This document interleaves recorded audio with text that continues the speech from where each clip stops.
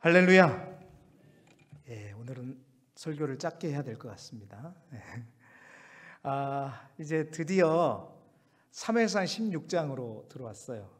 사무엘상 16장은 어떤 장이냐? 제가 이제 신대원 공부할 때 그렇게 기억했던 것 같습니다. 다윗 시대가 열렸어. 뭔 말인지 몰라요? 열렸어는 몇 장이니까요? 16장. 그래서 16장은 이제 다윗이 하나님께 처음 기름 부음을 받는 장이고, 이제 하나님께서 이스라엘의 역사 가운데 다윗을 세우는 장입니다.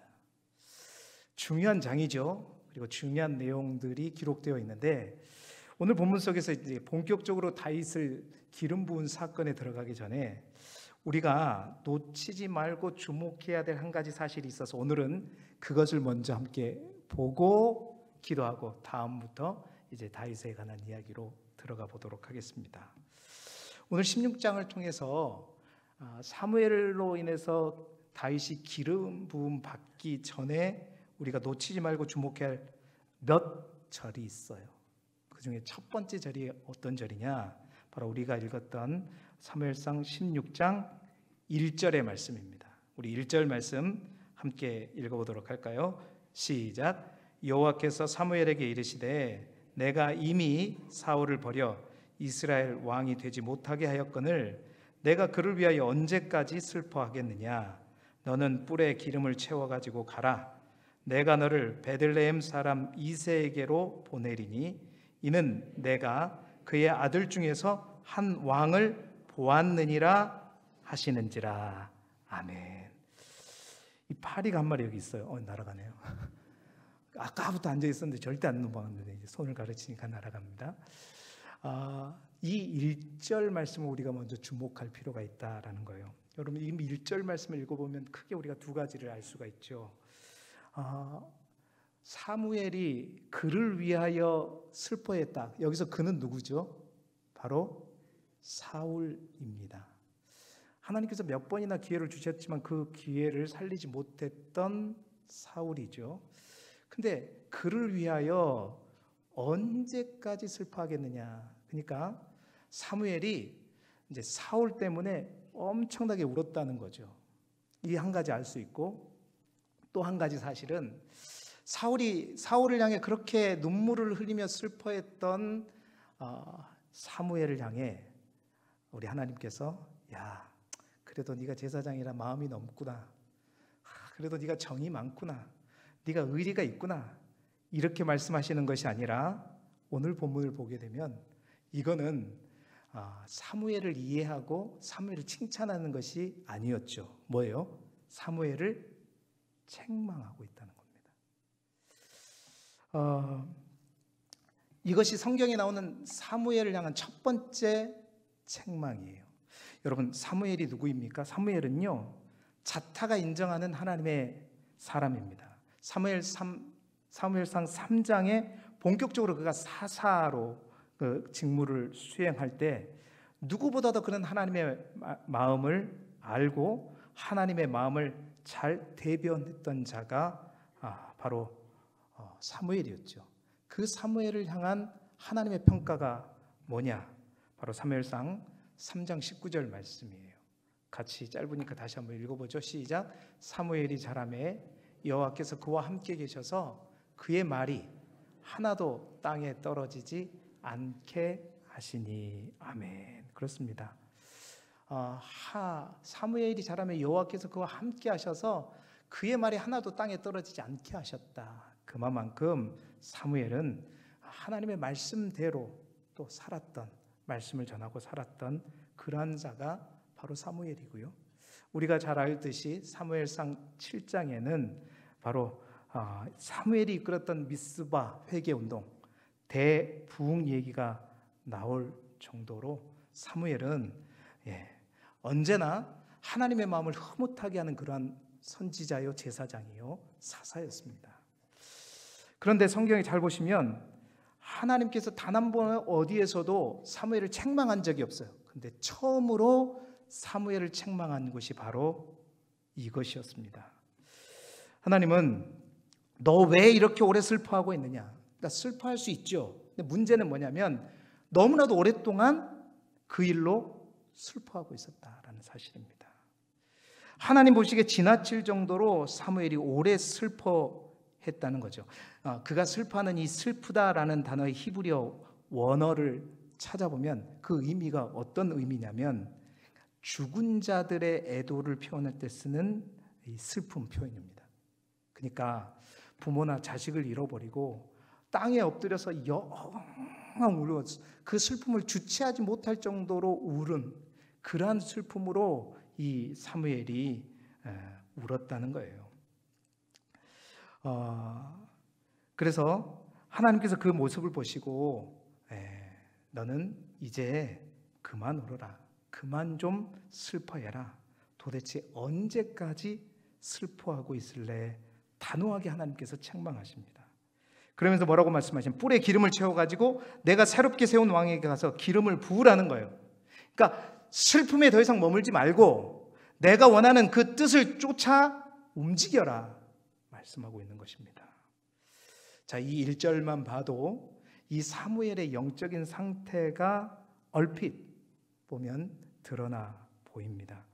사무엘을 향한 하나님의 책망이 냉정하게 들리는 것 같지만 여러분, 신앙인들에게 있어서 그렇습니다. 감정 물론 소중합니다. 또 누군가를 끝까지 사랑하고 슬퍼하는 것, 그거 나쁜 건 아닙니다. 그러나 그 의리나 감정이나 슬픔보다 더 중요한 것은 뭐냐? 바로 하나님의 뜻을 알고 행하는 것이죠. 자, 오늘 이것뿐만이 아닙니다. 오늘 우리가 이 본문에서 이제 두 계절을 더 찾아볼 텐데 사무엘이 이런 인간적 모습이 또 등장합니다. 2절 말씀도 같이 읽어볼까요? 읽어봅시다. 시작. 사무엘이 이르되 내가 어찌 갈 수 있으리까? 사울이 들으면 나를 죽이리이다 하니 여호와께서 이르시되 너는 암송아지를 끌고 가서 말하기를 내가 여호와께 제사를 드리러 왔다 하고. 자, 이 말씀 속에서도 지금까지 한 번도 사무엘에게서 볼 수 없었던 모습이 드러나요. 그게 뭐냐? 사무엘은 누구보다도 하나님께서 어떤 말씀을 주시면 그게 누구든지 그 앞에서 당당하게 외쳤던 사람이 바로 사무엘이었습니다. 사무엘이 사울에게 2번이나 하나님이 당신을 버렸다고 단호하게 당당하게 얘기했던 사람이 우리가 지금까지 봤잖아요. 사무엘이었는데 그렇게 외쳤던 사람이 처음으로 뭐죠? 사울을 두려워합니다. 사울이 이걸 들으면 어떻게 해요? 나를 죽이리이다. 그 말은 이제 그 당당했던 모습을 잃어버린 거예요. 하나님의 말씀대로 선포하였던 그 용감, 담대함을 잃어버리고 사울이 나를 죽일 것이라는 두려움에 사로잡혀 버려서 지금 하나님의 말씀에 온전히 순종하지 못하고 있는 모습인 거죠. 처음으로 사울을 두려워합니다. 그답지 않는 모습이죠. 자, 두려움에 사로잡힌 사무엘, 이 또한 그의 영적인 상태를 잘 보여주고 있어요. 근데 그것뿐만이 아닙니다.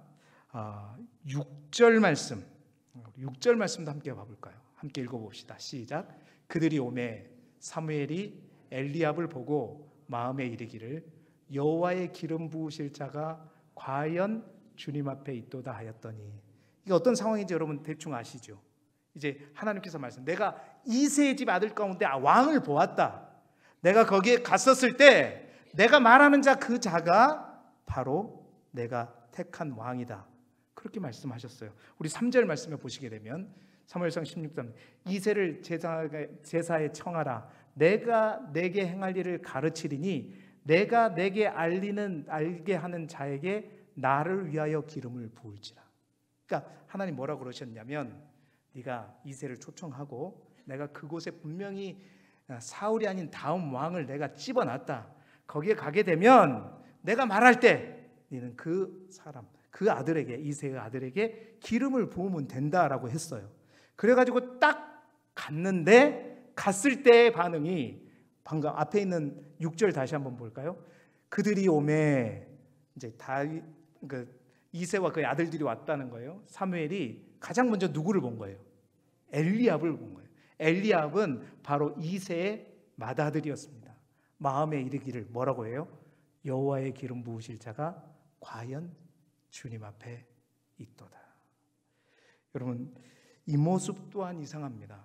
왜냐? 평소에 영적으로 정말 민감한 사무엘의 모습이 전혀 아니었다는 거예요. 하나님이 있다고 했는데 자기가 딱 보니까 장남이고 키도 크고 괜찮은 사람으로 보이니까 하나님이 이 사람을 택하셨네, 바로 엘리압이네, 엘리압, 그러면서 여호와의 기름 부으실 자가 과연 주님 앞에 있도다. 여러분, 히브리 원어를 보게 되면 이제 우리나라 성경에는 과인이라는 단어가 중간에 다 들어가 있는데, 감탄사가 정녕 엘리압이, 과연 엘리압이, 참으로 엘리압이 바로 하나님께서 택하신 그 사람이다라고 말하고 있는 거예요. 여러분 생각해 보십시다. 하나님께서 뭐라고 그랬어요? 네가 그들을 만났을 때 내가 택한 사람이 누구인지 내가 내게 말하리라, 알려주면 그에게 기름을 부으라고 했는데, 이 영적으로 민감하지 못했던 사무엘이 어떻게 해요? 가자마자 엘리압이 눈에 띄었고 그가 누군가 했더니 맏아들이었고, 누가 봐도 객관적으로 봐도 이 사람이구나, 여기가 하나님 택한 사람이구나. 그러니까 자신의 판단과 자신의 생각을 가지고 과연 하나님의 뜻을 이제 뜻처럼 여겨버린 거죠. 여러분, 자신의 마음으로 정했습니다. 그런데 이에 대한 하나님의 대답이 뭐냐?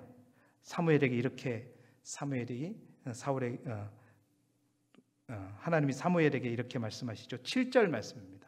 7절 말씀 읽어보죠. 시작. 여호와께서 사무엘에게 이르시되 그의 용모와 키를 보지 말라. 내가 이미 그를 버렸노라.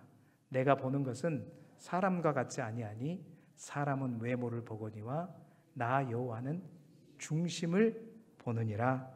아멘. 사울이 또 실수를 한 거예요. 사울이 자꾸, 죄송합니다. 여러분 알아서 잘 듣고 계시죠? 사무엘이 또 실수를 하는 거예요. 또 실수를 해. 심지어 이 엘리압은 뭐라 그래요? 하나님이 내가 보는 것은, 내가 이미 그를 뭐했다? 버렸다. 그러니까 하나님께서 아니라고 한 사람을 사무엘이 과연 하나님이 택한 사람이다구나 하고 생각했던, 여러분, 사무엘의 영적인 상태가 이러했다는 겁니다. 오늘 기름 부음 받은 다윗의 모습을 보기 전에 성경은 이러한 사무엘의 모습을 통해서 우리에게 전해주는 메시지가 있다는 거예요. 여러분, 사무엘이 왜 이렇게 되었을까요? 왜 그답지 않게 지금까지 보았던 사무엘의 모습과 달리 영적으로 민감하지 못했을까요? 여러분, 사무엘이라고 해서 그저 가만히 있으면 영적으로 계속해서 민감하고 하나님의 음성이 들리고, 여러분, 그렇게 되는 것이 아닙니다. 저는 그 원인이 1절에 있었다고 봐요. 또한 더 근본적인 원인이 있다고 봐요. 지나치게 오래 인간적인 연민을 가지고 감정에 휩쓸리다 보면, 여러분 그렇습니다. 하나님이 버리신 자를 인간적인 정 때문에, 연민 때문에, 의리 때문에 그 감정에 사로잡히다 보면 하나님의 음성이 잊혀져요. 영적인 민감함이 떨어지는 겁니다. 여러분, 사무엘이 그랬다면 이 땅에 우리 모두 또한 그럴 수 있는 겁니다. 내가 아무리 지금 영적으로 뜨겁다고 해도, 하나님의 음성을 분별하고 신앙적으로 정말 하나님의 기뻐하시는 삶을 산다고 해도, 여러분, 우리가 정말 사람의 감정이나 어떤 상황이나 연민이나 의리 때문에, 그것 때문에 너무나 큰 감정, 소중하죠. 근데 그 감정을 쏟다 보면 문제는 뭐냐?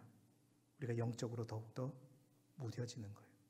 우리가 장례식장에도 보면 슬프죠. 근데 제가 항상 장례식장에서 얘기하는 건 그겁니다. 이 슬픔이 장례식의 모든 순간을 통해서는 뭘로?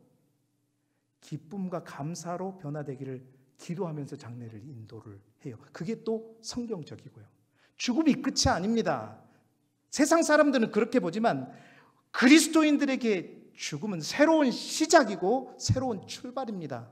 그래서 우리가 계속해서 어머니를 잃음에, 아버지를 잃음에 슬퍼하고 눈물 짓고 그 슬픔에 묶이지 마라. 그렇게 되면 여러분 뭐가 문제냐면, 그렇습니다. 사무엘도 그런 슬픔에 묶이게 되면 어떻게 된다? 영적인 민감함이 떨어져 버립니다.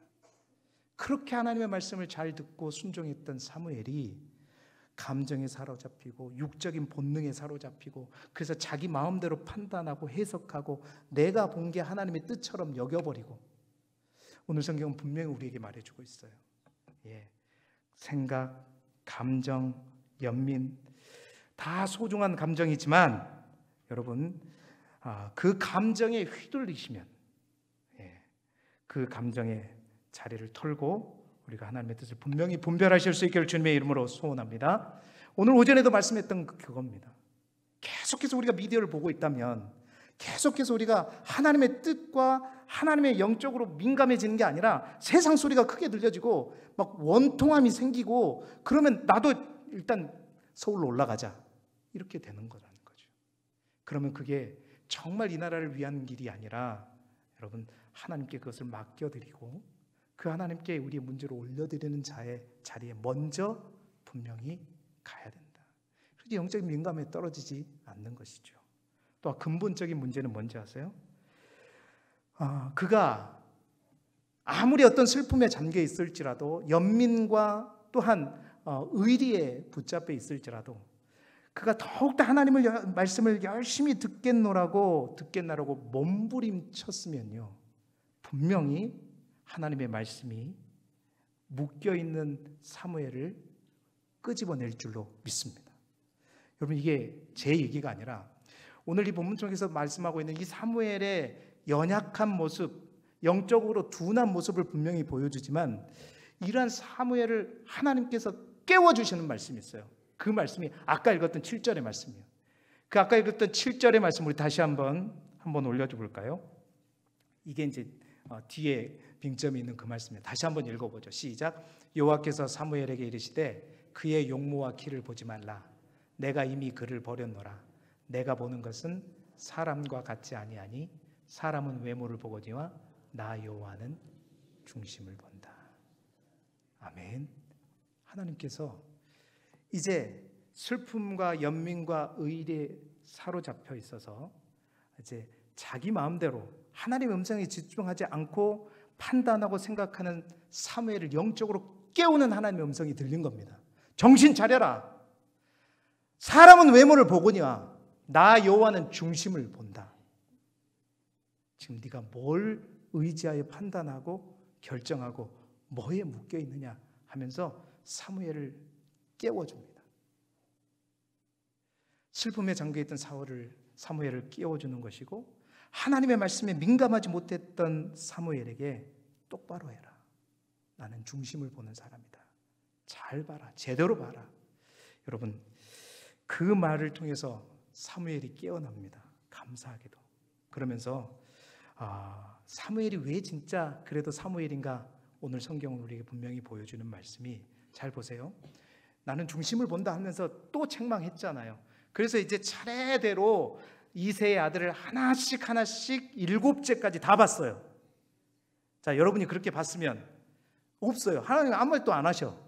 그럼 하나님, 아니 엘리압이 아니다고 하더니 7명을 다 봐도 없는데 도대체 어디 있다는 겁니까? 여러분, 이렇게 하나님께 질문한 게 아니라 사무엘이 진짜 사무엘다운 모습으로 회복된 것을 어디서 알 수 있느냐? 바로 사무엘상 16장 11절 말씀 상반절을 통해서 알 수가 있어요. 같이 읽어봅시다. 시작. 또 사무엘이 이새에게 이르되 내 아들들이 다 여기 있느냐. 이 말이 무슨 말이냐면, 표준 세목적 성경을 보게 되면 내 아들이 다 여기 있느냐, 이 말은 이 아들, 지금 보인 이 아들이 전부냐? 여러분, 이게 아무것도 아닌 질문 같지만 우린 결코 이 질문을 하지 못합니다. 이새가 자기 아들을 나와서 7명이나 다 봤어요. 그런데 하나님은 아무 말도 하시지 않는 거예요. 그러면 아니 설마 뭐 이새가 아들을 숨겼거니? 도저히 그렇게 생각할 수 없습니다. 그런데 그가 이 말을 한 이유는 뭐냐면, 하나님이 분명히 이새의 아들 가운데 내가 그 왕을 보았다고 말씀하셨고, 그리고 그 아들을 보았을 때 내가 너에게 말하겠다라고 말씀하신 거예요. 그 잠시 전까지의 영적인 둔함 가운데 있었으면 하나님을 원망했고 하나님 어디입니까? 이렇게 했을 거예요. 근데 신실하신 그 하나님의 말씀을 믿고 사무엘은 이새에게 말합니다. 분명히 있다. 근데 지금까지 7명이 봐도 없었으면 아마도 여기에 빠진 아들이 있다. 이것은 여러분 다른 게 아니라 믿음이고 하나님의 말씀에 온전히 순종하는 거예요. 이제 사무엘이 그 영적인 민감함이 다시 살아난 겁니다. 하나님의 말씀을 가지고, 하나님의 약속을 가지고 나의 모든 상황과 여건을 지배하는 거죠. 다스리는 거죠. 하나님 분명히 있다고 하셨는데 아직 나에게 말씀하시지 않았다면 어딘가 네 아들 가운데 그 사람이 있을 것이다. 이것이 전부냐. 여러분, 이 두 마디는 네 아들이 다 여기 있느냐, 이 말은 여러분 사무엘이 자신의 모습을, 영적인 민감함을 찾는 모습이에요. 사랑하는 성도 여러분, 우리가 분명히 기억하십시다. 영적으로 사무엘이, 천하의 사무엘도 이렇게 영적인 민감함이 떨어질 수 있다면 여러분 우리 또한 순식간에 영적인 민감성이 떨어질 수 있습니다. 잠깐 우리의 감정이나 우리의 생각이나 환경이나 의리나 연민에 빠지게 되면, 사무엘도 그랬는데 우리라고 버텨낼 수 있겠습니까? 그래서 오늘 말씀의 제목이 영적으로 더욱 민감하라. 영적으로 더욱 민감하라는 건 다른 게 아닙니다. 우리를 둘러싸고 있는 감정, 슬픔, 본성, 그것들을 기도함으로 다 잘라버리고 우리가 하나님 앞에 하나님의 음성을 다시 듣고 회복돼야 돼요. 그래서 오늘 내 아들이 다 여기 있느냐라는 질문처럼 정말 하나님께 따지는 게 아니라 하나님의 말씀으로 이 상황을 점령하고 다스리는 우리 길쭉의 모든 성도들이 되시기를 주님의 이름으로 축원합니다. 자, 오늘은 찬양을 하는데 우리가 너무나도 잘 아는 찬송가, 주의 음성을 내가 들으니 아시죠? 그 찬양을 힘차게 한번 불러보겠습니다. 정말 우리가 늘 주의 음성을 듣기 위해 믿는 마음으로 주님께 나아갑시다. 우리가 더욱더 영적으로 무디지 않고 민감하게 될 수 있는 방법은 이 찬송의 후렴가처럼 내가 매일 십자가로 가까이 가는 삶. 여러분, 그래서 영적으로 둔해지지 않고 악하고 어두운 시대에 정말 하나님의 뜻을 분별할 수 있는, 떴다방 이런 거에 속인하지 않고 하나님의 뜻으로, 또 하나님의 말씀으로 승리해가는 저와 여러분이 되기를 주님의 이름으로 축원합니다. 우리 힘차게 박수 치면서 찬양하겠습니다.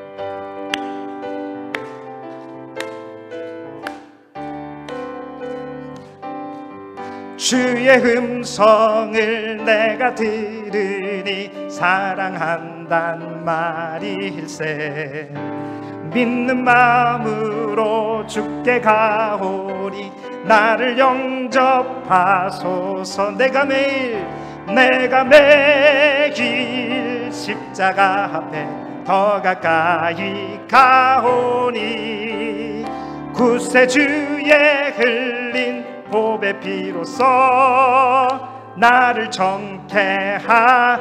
주님의 넓으신, 주여 넓으신 은혜 베푸사 나를 받아주시고, 나의 품은 뜻 주의 뜻같이 되게 하여 주소서. 아멘. 내가 매일 십자가 앞에 더 가까이 가오니. 구세주의 흘린 보배 피로써 나를 정케. 주님의 보좌로 나아갈 때, 주의 보좌로 나아갈 때에 어찌하니 기쁠까.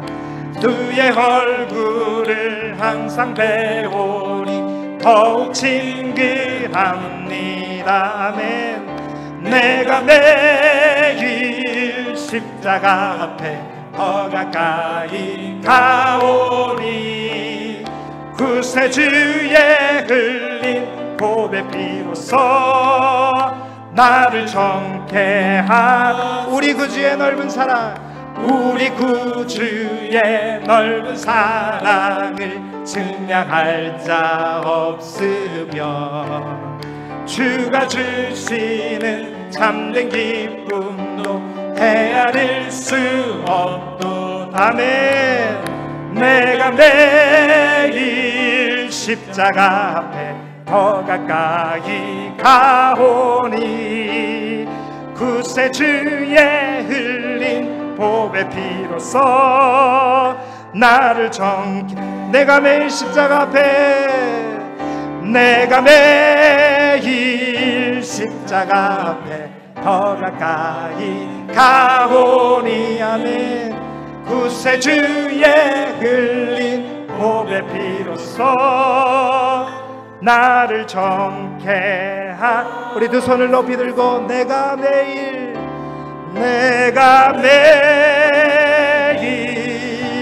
십자가 앞에 더 가까이 가오니. 아멘. 구세주의 흘린 보배 피로써